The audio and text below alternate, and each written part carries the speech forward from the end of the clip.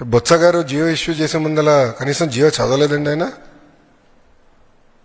బొత్స గారు దాని ముందు ఇంకొక ఆయన పేరేంటి ముందు సురేష్ గారు ఉండే కదా విద్యాశాఖ మంత్రిగా. సురేష్ గారు ఫస్ట్, దాని తర్వాత బొత్స గారు వచ్చారు విద్యాశాఖ మంత్రిగా. వాళ్ళిద్దరు మంత్రులు ఉన్నప్పుడు కనీసం జియో చదవలేదండి. I'm ready. We have followed the same గైడ్ లైన్స్. Nothing has changed. With proof నా దగ్గర ఉంది. Nothing has changed. ఏం చేయలేదు. అందుకే కదా వాళ్ళు ఏం చెప్పలేకపోయారండి. వాళ్ళు మొన్నటి వరకు ఏం జరగలేదు చేసి చూపించాం కదా. మాకు ఒక వెల్ఫేర్ క్యాలెండర్ కూడా ప్రకటిస్తామని చెప్పాం. ఇచ్చిన హామీలు నిలబెట్టుకుంటాం అని చెప్పి సిస్టమేటిక్గా మేము వెళ్తున్నాం. ఇప్పుడు ప్రభుత్వానికి సంక్షేమ అభివృద్ధి అనేది జోడెద్దుల బండి అని నిన్న కూడా మీకు చెప్పా.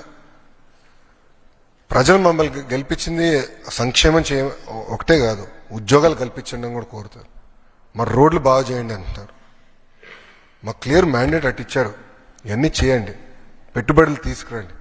సో మాకు రెండు క్యారీ చేయాల్సిన బాధ్యత కూటమి ప్రభుత్వం పైన ఉంది. అది మేము చేస్తాం, చేసి చూపించాం.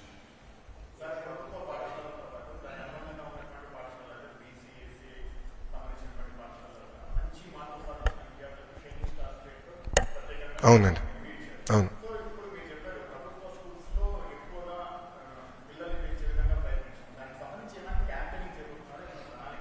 ఆల్రెడీ గతంలో మీరు చూస్తే స్కూల్స్ అయిన వెంటనే క్యాంపెయిన్ స్టార్ట్ చేశారు.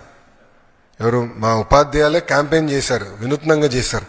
పిల్లలతో మన ఇన్స్టాగ్రామ్ రీల్స్ కూడా తయారు చేశారు, చాలా క్యూట్గా చేశారు.